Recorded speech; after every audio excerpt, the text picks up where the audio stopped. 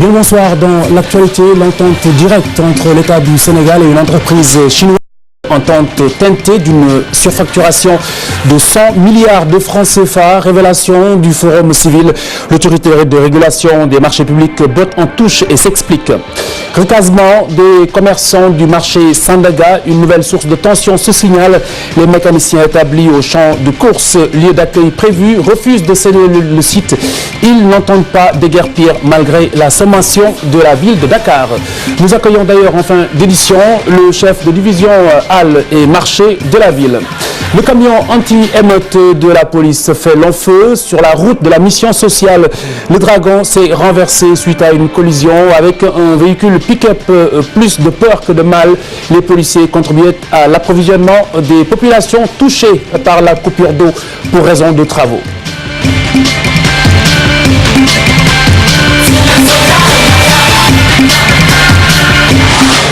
Construction de l'autoroute Thiès-Touba, le Forum civil révèle une surfacturation de 100 milliards de francs CFA. Le projet est confié par entente directe à une société chinoise, indique l'organisme. Ce que l'ARMP dément, l'autorité de régulation des marchés publics parle plutôt de contrat commercial pour sécuriser les fonds destinés à ces travaux. Mardian Diafaraba Dissaprera. Le gouvernement aurait contourné la procédure d'appel pour le projet de construction de l'autoroute à péage Thiès-Touba. Ainsi, il aurait contracté une entente directe avec une société chinoise à hauteur de 400 milliards de francs CFA. Une révélation faite par Birahim Seck du Forum civil. M. Seck révèle par ailleurs une surfacturation de près de 100 milliards de francs CFA. Il y a quelques semaines, l'État du Sénégal avait demandé un avis à l'ARMP pour la possibilité de passer des marchés de montant de 1000 milliards de francs CFA par entente directe. Ce que l'institution de la régulation avait refusé. Et l'État du Sénégal actuellement a décidé de saucissonner les 1000 milliards et de passer également par projet, par entente directe, ces différents projets. Et on s'est rendu compte qu'il y a quelques 2 ou 3 jours, l'État du Sénégal a signé ce qu'ils appellent, eux, un contrat commercial entre une entreprise chinoise pour la construction de l'autoroute Thiès-Touba à hauteur de 400 milliards de francs CFA. Ce qui est exorbitant. On se rend compte qu'ici, le projet ne coûte pas 400 milliards de francs CFA. Et là, c'est avec l'aide non seulement de certaines organisations du secteur privé qui ont des intérêts dans ces projets-là, qui sont en quelque sorte des courtiers des entreprises chinoises pour pouvoir bénéficier également de l'argent du contribuable. Et ce qui est un scandale au Sénégal, parce qu'il est inadmissible, à hauteur de 400 milliards de francs CFA, qu'on attribue ce financement de façon par gré à gré, par entente directe, à une entreprise chinoise, et que l'État refuse de passer un appel d'offres. On ne peut pas aujourd'hui, sur la base de simulation, sur la base de spéculation, attribuer une entente directe à un financement d'un projet. Deuxièmement, le montant de ce projet a déjà fait l'objet d'études. Et que ce montant de 400 milliards est un surcoût. Et ça, c'est un exemple de surfacturation. L'étude, c'était combien? Tourne autour de 300 milliards de francs CFA. Une révélation balayée d'un revers de main par l'autorité de régulation des marchés publics. Selon Babacar Diop, membre du Conseil, aucun marché n'a été signé par l'État du Sénégal. C'est par décision que l'ARMP a autorisé l'État du Sénégal à signer un contrat commercial pour sécuriser les fonds. Par conséquent, on ne peut pas parler de surfacturation. Le gouvernement chinois a mis en place pour les pays africains, je crois, un budget de 20 milliards de dollars. Ceci pour appuyer ses propres entreprises pour faire des travaux, des projets structurants en Afrique. Le Sénégal n'a pas encore fait quelque chose. Et le président de la République voulant ça, parce que ce crédit s'épuise, je crois que si les gens au mois d'octobre n'avaient pas souscrit, ça pouvait être arrêté. Alors, maintenant, d'abord, le président de la République avait réuni le secteur privé, notamment le CNP, la CNES, moi j'y étais, et le Forum civil et tout, et nous a expliqué ça devant ses ministres, en disant, mais on s'est rendu compte que ces nouveaux projets, ces nouveaux genres de financement ne sont pas pris en compte par notre code des marchés publics. Alors, le président dit, qu'est-ce qu'il faut faire? Nous avons dit mieux, on dit, ok, Ce qu'il faut faire, et c'est l'objet de cette décision qui est là sur la table, décision numéro 43 que l'entreprise, que l'ARMP a prise, a dit, je vais vous autoriser à signer un contrat commercial. C'est quoi? Un contrat commercial, c'est pour permettre à l'État, donc au ministère, de bloquer la somme. De dire aux Chinois, Exim Bank Chine, donc l'État chinois, voilà, nous avons un projet d'environ 400 milliards, on est en train d'examiner ça, donc il faut bloquer la somme pour que le délai ne dépasse pas. C'est ce qui a, c'est nous, ARMP, qui avons autorisé ça. Je dis bien un contrat commercial, il n'y a pas de travail, il n'y a pas de marché. Mais pour avoir surfacturation, il faut un marché, il n'y a pas de marché. Je ne sais pas, est-ce que vous comprenez? Il n'y a aucun marché de signer, il n'y en a pas. Ce qui existe, on a dit, si vous lisez ce texte-là, il est là, il est clair. Nous vous autorisons à signer un contrat commercial qui va vous permettre de bloquer les fonds. Dans cette affaire, le Forum civil indexe des hommes d'affaires privés sénégalais qu'il accuse de jouer le rôle d'intermédiaire entre l'État du Sénégal et la société chinoise. Du côté de l'ARMP, on parle d'offres spontanées qui n'existent pas dans le cadre juridique sénégalais. Voilà, après cette torche de Dissa Préra, le recasement des commerçants du marché de Sandaga qui se complique davantage. Les mécaniciens établis au champ de course refusent de quitter les lieux, ce malgré la sommation de la ville de Dakar qui envisage en effet d'y installer les commerçants de ce marché. Mardieng Fatimaba. Ces mécaniciens vaquent tranquillement à leurs occupations et pourtant ils ne devraient plus être ici après avoir reçu une sommation de la ville de Dakar. Le champ des courses va servir de site de recasement pour les commerçants de Sandaga. La sommation nous a demandé de déguerpir des réceptions. Ce qui nous a de plus touché dans cette situation, c'est des réceptions. Donc aujourd'hui vous ne devrez pas être là. Mais ils ont mentionné des réceptions. Ça veut dire que même aujourd'hui, vous devriez quand même nous trouver en train de nous déplacer pour chercher ailleurs. Pourquoi vous ne le faites pas? Mais pourquoi le ferons-nous?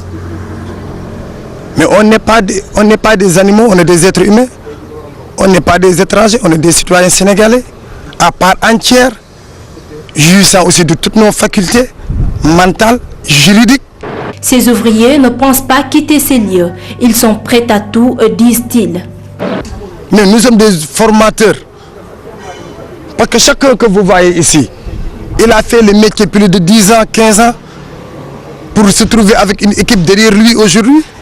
Et ces jeunes qui sont là, nous, si on quitte ici, qu'est-ce qu'on va devenir après? Il est incompréhensible de déloger des Sénégalais pour recaser des Sénégalais, de déloger des travailleurs légaux pour recaser d'autres travailleurs. Mais c'est insensé. On est prêt à appliquer tous les moyens possibles pour résister à cette injustice. On n'y pense même pas, et ça même Khalifa Sall le sait. Nous sommes prêts à tout, quitte à y laisser notre vie. Le président Macky Sall est interpellé. Ses ouvriers l'exhortent à revoir avec la ville de Dakar cette décision. Durant la DPG de Madame Premier ministre, ce message est rentré dans les oreilles de tous les jeunes. Et nous attendons aussi une phase positive de cette déclaration, mais pas une phase négative. Et je crois que si on parle du volet social, je crois que l'ouvrage aussi, les jeunes font partie du volet social. Vouloir nous déguerpir d'ici est une injustice et le président Macky Sall ne devrait pas l'accepter. Nous espérons qu'il va nous écouter. La délocalisation du marché de Sandaga continue de susciter des débats. Après le camp Ladjor, les autorités ont choisi le champ des courses, chose que ces mécaniciens n'acceptent guère. Alors, le tourbillon se corse, l'UNACOADEF qui veut bien de cette délocalisation du marché Sandaga recuse le choix du site de recasement. Par ailleurs, l'Union des commerçants exige de l'État du Sénégal l'indemnisation de tous les commerçants qui ont été touchés, dont les boutiques ont été dévorées par ce mystérieux incendie nocturne du 25 octobre dernier. Elle est très claire. Nous avons nos membres qui ont subi des préjudices par rapport à l'incendie qui s'est produit à Sandaga. Vous savez, il y a une semaine, 10 jours, l'État du Sénégal a pris la décision de fermer le marché parce que le marché était devenu un danger public. Nous sommes d'accord. Mais quand le marché était fermé, il y a des gens qui avaient leurs marchandises à l'intérieur. Quand l'incendie s'est déclaré, il y en a qui sont venus pour récupérer leurs marchandises. Il y a certaines autorités policières qui avaient refusé cela. Nous, aujourd'hui, ce que nous demandons, c'est que l'État puisse faire l'état des lieux avec l'ensemble des commerçants qui avaient leurs activités à l'intérieur et aux abords du marché. Parce que tout simplement, nous pensons que c'est un préjudice très sérieux. Je crois qu'il urge et il est même important pour que l'État puisse rentrer en négociation avec ces gens-là pour apporter des solutions afin de les dédommager. Je crois que c'est très possible. En cas de sinistre, généralement, il y a des lois qui permettent à l'État de réagir. Et ça, nous demandons solennellement aux autorités de prendre compte de ce qui s'est passé, identifier les sinistrés et de pouvoir les dédommager. De l'autre aspect, nous avons proposé la délocalisation du marché. Aujourd'hui, on parle de centre de course, mais actuellement, le garage pompier va être délocalisé vers l'entrée de Pikine, là où c'est déjà prêt. Je crois qu'aujourd'hui, on peut les aménager au niveau du garage pompier pour deux raisons. D'abord, il y a la sécurité parce que le camp Abdou Diass est à côté. De l'autre côté, il y a les sapeurs-pompiers. Ensuite, ça va désengorger un peu la ville. Je crois que tout ça, c'est des aspects sur lesquels nous invitons l'État à discuter avec nous par rapport à tout ça et prendre des mesures. D'autres marchés devraient suivre après la fermeture de celui de Sandaga, HLM et Tilène.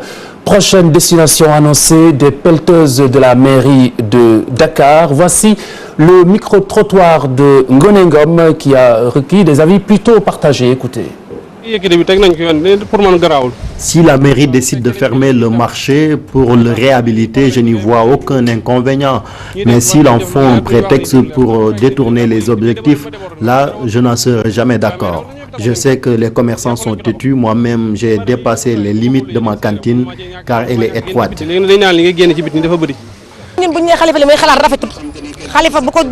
si Khalifa Sall veut montrer qu'il travaille, qu'il sache que nous défendons nos intérêts. Nous n'avons nulle part où aller, donc on ne peut pas être d'accord avec lui. Pour moi, la mesure ne doit pas concerner tous les commerçants. S'il faut déguerpir, il faut s'attaquer d'abord à ceux qui ne sont pas en règle. Mais nous avons nos boutiques qui respectent toutes les normes. En tout cas, il ne faut pas en faire un prétexte pour incendier nos marchandises comme ce fut le cas à Sandaga. Il faut la concertation, même si nous aimerions rester ici. Un dragon de la police qui se renverse alors qu'il contribuait à l'approvisionnement des populations touchées par la coupure d'eau. Le camion anti-émeute a percuté un pick-up sur la route de la Patte d'Oie. Les deux agents de police à bord se sont sortis avec des blessures légères. Usine de Keur-Momar-Sarr, justement, où il y a ces travaux à l'origine de cette coupure. L'une des 4 machines est déjà en route. Les techniciens ont même gagné des heures dans le déroulement des travaux d'installation de la nouvelle pièce. Selon le directeur des travaux de la SONES, le chantier sera bouclé dans les toutes prochaines heures. Aujourd'hui, nous avons bon espoir qu'on va finaliser les travaux de boulonnage de la pièce sur les 3 côtés. Ça a démarré depuis ce matin et nous allons continuer jusqu'à disons tard dans la nuit et à partir de demain nous allons procéder plus aux opérations de pose des butées, aux opérations de remblaiement de la fouille et le compactage pour permettre en fait d'achever totalement l'opération.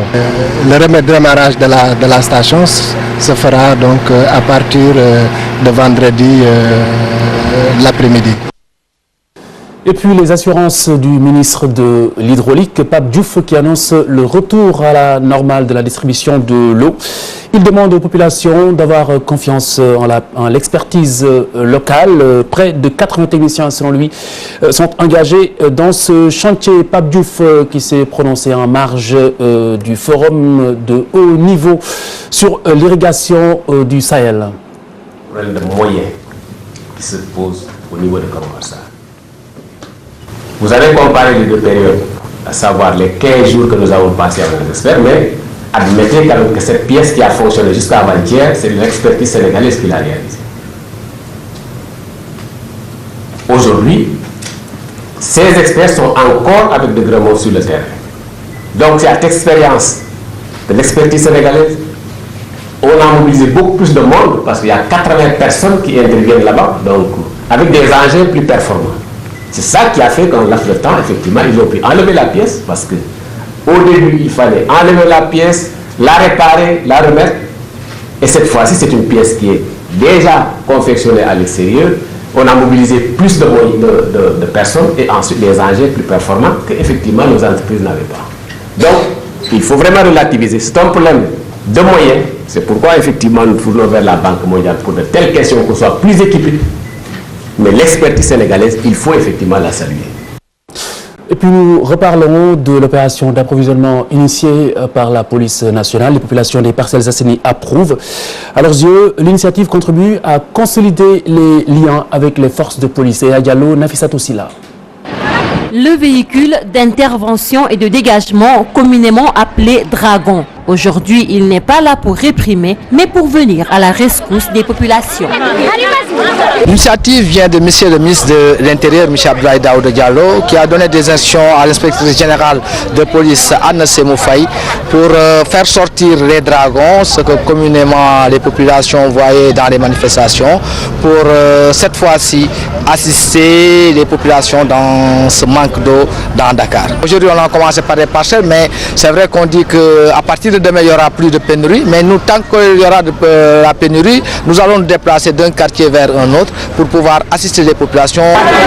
Une initiative bien approuvée par les habitants des Parcelles Assainies. Je trouve ça normal parce que la population pense que la police est là pour une répression envers eux. Alors que ce n'est pas le cas aujourd'hui. La police vient de montrer qu'elle est là pour tout le monde. Parce qu'avec cette pénurie d'eau, ils ont préféré amener les citernes d'eau, celles qu'on utilisait pour le maintien d'ordre, pour leur donner de l'eau. Cette action est vraiment très solidaire et vraiment juste. Parce que la police est là pour veiller sur les populations. Donc si la police nous aide aussi avec l'eau, c'est vraiment une très belle chose. On a pu avoir 6 bassines. Bon, on est en train de continuer comme ça et nous espérons bien vouloir remplir tous nos réservoirs et tout. Pour la police, cette action s'inscrit dans le cadre du raffermissement des liens entre la police et les citoyens. Nous disons qu'on est une police nationale, on est là pas seulement pour réprimer, mais on est aussi là pour assister les populations et à chaque fois que les populations auront besoin de nous, nous serons à leur côté. C'est vrai qu'il y a ce que nous voulons amener comme image de la police, nous voulons dépasser ces populations qui nous pointent du doigt en disant voilà la police, mais nous voulons qu'elle s'approprie cette police parce qu'elle est d'abord une police nationale. Nous sommes là d'abord pour elle. C'est vrai que quand il y a manifestation, on nous voit, mais qu'est-ce que nous faisons? Combien nous sommes utiles à ces populations? Nos actions, la répression est la partie minime de nos actions quotidiennes envers les populations. Aujourd'hui, les 3 dragons de la police ont été mobilisés et ont chacun une capacité de 18 000 litres d'eau. Cette opération de distribution a contribué à soulager les Dakarois à la recherche du liquide précieux.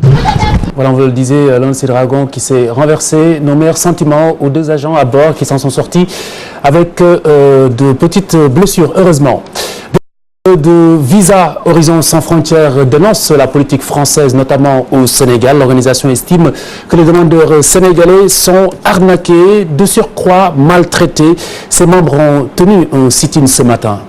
Les raisons de ce sitting sont tout simplement de protester contre les violences, les souffrances et les arnaques dont sont victimes les Sénégalais dans l'octroi, dans la politique des visas. Alors, le pays qui a été indexé, c'est la France, il faut avoir le courage de le dire.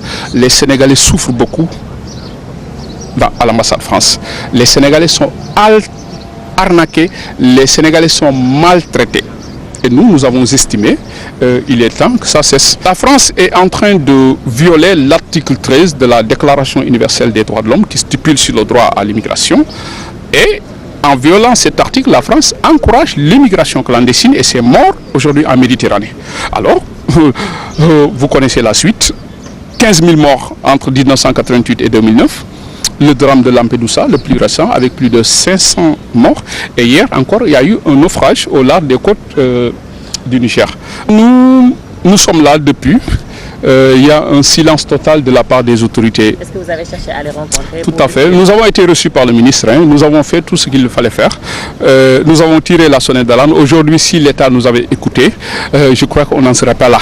Avant-hier, il y a eu un tribunal de l'immigration en France. Alors ça, on ne s'est jamais vu dans l'histoire de l'humanité. Voilà, cette dizaine de personnes mobilisées ce matin par Horizon Sans Frontières. Forum de haut niveau sur l'irrigation du Sahel. La Banque mondiale recommande un retour à la terre, particulièrement à l'agriculture irriguée, un impératif pour les pays du Sahel qui sortiraient en effet ces 70 millions d'habitants de la pauvreté. Voici le vice-président de la Banque mondiale au micro TFM de Hadi Atala. Il n'y a pas un continent au monde, il n'y en a pas un qui a pu faire sa révolution verte, sa révolution agricole sans augmenter de manière significative les surfaces irriguées. Et l'Afrique n'est pas différente du reste du monde. Donc, si nous n'avons pas une approche claire dans ce domaine, nous ne pourrons pas avoir la révolution verte que nous voulons en Afrique. Quels sont les problèmes en termes d'environnement des affaires qu'on peut améliorer? Et ça est très lié à notre discussion. Comment créer un environnement des affaires pour qu'on ait plus de nationaux du secteur privé qui investissent dans le secteur de l'agriculture? Le chef de l'État a présidé l'ouverture de cette rencontre. Macky Sall, qui s'est dit par ailleurs surpris des mauvaises performances du Sénégal selon le rapport de Doing Business. L'ancien ministre Ahmed Sall a été inhumé ce matin au cimetière de Yoff. La levée du corps a eu lieu à l'hôpital principal Diafaraba et Chérif Dia. C'est dans cette mosquée qu'a eu lieu la prière mortuaire d'Ahmed Sall, une prière en présence d'autorités religieuses, politiques et de nombreux leaders du PDS. Ahmed Sall est décédé dimanche 27 octobre à Paris où il a été évacué pour se soigner. Selon l'ex-premier ministre Souleymane Ndéné Ndiaye, le Sénégal vient de perdre un très grand monsieur. Je retiens de Ahmed le souvenir d'un homme poli, d'un grand serviteur de l'État, parce qu'il a été ministre de l'Agriculture, auparavant directeur général adjoint de l'APIX. Et je pense que tous ceux qui ont eu l'occasion de le côtoyer dans l'exercice de ses fonctions l'ont apprécié par la hauteur de ses vues, de ses analyses. Je pense que le Sénégal perd avec cette disparition de Ahmed Sall, un grand patriote, un homme pétri des valeurs cardinales de notre société, faites de discrétion, de politesse et surtout de courtoisie. Ahmed Sall, le défunt, a occupé d'importants postes de responsabilité, ministre du Plan et des Finances de 2001 à 2007, ministre de l'Agriculture en 2007, il a joué un rôle déterminant dans la planification de la grande offensive agricole pour la nourriture et l'abondance, communément appelée Goana. Il a été consultant à la Banque mondiale. Il repose désormais dans les cimetières de Yoff. Que la terre lui soit légère. Inhumation également de Samir Abourisque, le leader de démocratie citoyenne, décédé dimanche des suites de l'incident vasculaire cérébral et a été inhumé au cimetière catholique de Rufisque. Voici les sports.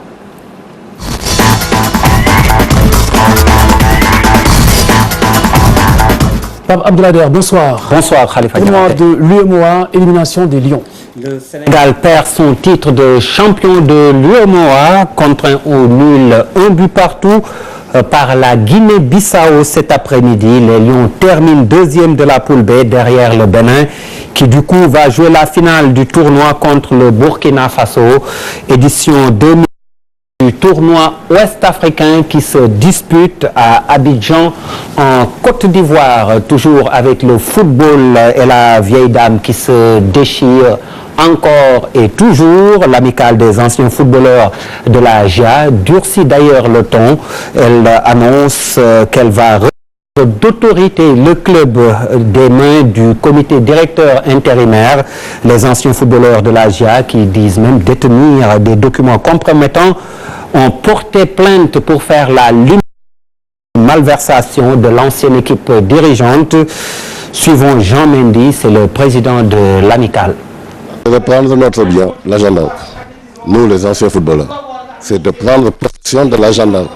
Parce que toutes ces calamités qu'on a endurées pendant une dizaine d'années, que ce soit ces messieurs-là ou ceux qui les ont précédés, ont mis la gendarme dans cet état.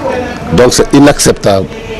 Nous ne sommes partis pour aucune personne ni un présidentiable, nous sommes là pour la gendarme, pour nous, uniquement, et remettre la gendarme sur la bonne route. Dire qu'on a affaire avec des gens qui ne sont pas sérieux. Je viens de recevoir un mail de la part de Mbengo me faisant savoir que Maître Doudou, en sa qualité d'avocat, a envoyé un mail à tous les membres du comité directeur pour leur faire savoir que cette équipe-là va rester en place jusqu'en 2015, août 2015. Vous vous rendez compte? Ils ont pris la gendarme en otage, malgré toutes les conneries qu'ils ont effectuées depuis. Ils ne veulent rien lâcher, nous aussi on ne lâchera rien. Donc nous sommes sur un point de rupture totale. Il n'y aura qu'une seule gendarme, on est plus déterminé qu'eux, on a la conviction avec nous et on est des gens prêts pour nous. Hormis la plainte qui les attend, mais c'est surtout les dossiers, c'est pratiquement des bombes qu'on a sous nos mains qui vont bientôt sortir. Athlétisme, Pape Abdoulaye Der, avec cette nouvelle piste à Thiès. Le directeur technique régional souhaite en tout cas qu'elle soit aux normes internationales. Suivons Nango.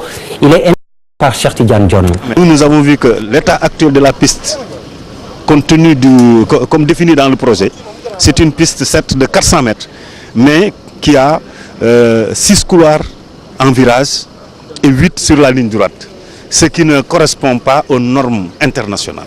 Et nous, la suggestion que nous faisons, c'est tout juste pour dire qu'au sortir de cette visite, comme il est question d'extension, de prendre en compte cette piste et ces couloirs et les mettre dans des conditions internationales. Les conditions sont tout simplement avoir une piste avec 8 couloirs en virage et 10 couloirs en ligne droite.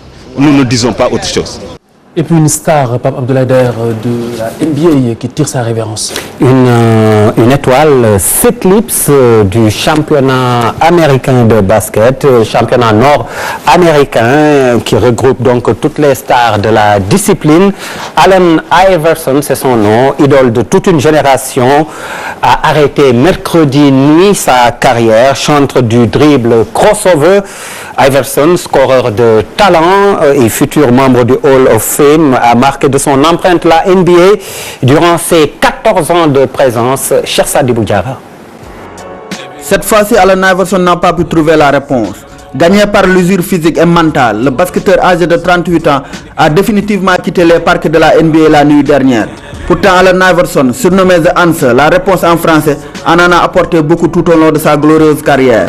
Choisi en première position par Philadelphia Sixers, Allen Iverson au physique quelconque et un style de rappeur suscite des interrogations sur sa capacité à s'imposer en NBA. Mais une saison lui suffit pour enlever tous les doutes. Du talent plein les mains, Allen Iverson au dribble légendaire, le fameux crossover, des accélérations supersoniques et des dunks en main plein la vue à tout le monde. Il devient le premier débutant à enchaîner 4 matchs de suite à 40 points et finit rookie de l'année. Né le 7 juin 1975 en Virginie, Allen Iverson, meneur de jeu de formation, porte son équipe. Il finit meilleur marqueur de la NBA pour la première fois en 2000. Mais 2001 sera l'année d'Allen Iverson, l'atypique basketteur avec son 1m80 pour 75 kg qui joue deuxième arrière dans un milieu de mastodonte, multiplie les performances. 4 matchs d'affilée à 50 points ou plus, avec un à 61. Un deuxième titre de meilleur marqueur de la NBA, le titre de meilleur joueur de la NBA et MVP de All-Star Game. Allen Iverson va même disputer les finales NBA face aux Lakers, mais sans succès, malgré ses 35 points de moyenne lors des 5 matchs. Il est devenu l'icône de toute une génération, la référence de tous les basketteurs de petite taille dans le monde qui rêve de percer. Malgré un troisième titre de meilleur marqueur et un autre MVP de All-Star Game, toujours pas de bague de champion. Il part tenter sa chance aux Denver Nuggets. Les années avec sa femme le poussent un peu dans l'alcoolisme. Allen Iverson quitte la NBA avec 27 points et 6 passes décisives de moyenne en 14 saisons. Petit par la taille mais grand par le talent. Au revoir l'artiste. Voilà, cher Sadibou Diarra, merci. C'était tout pour les sports. Khalifa Diakhaté. Merci, Pape Abdoulaye Der. Et puis, mesdames et messieurs, vous avez les excuses de Pape Ibrahim Ndao. Il devait nous rejoindre sur ce plateau pour parler du marché Sandaga, entre autres actualités qui concernent les commerçants du Sénégal, de la ville de Dakar précisément. Le chef de la division Halles et marché de la ville a un empêchement de dernière minute. Bonne soirée sur TFM.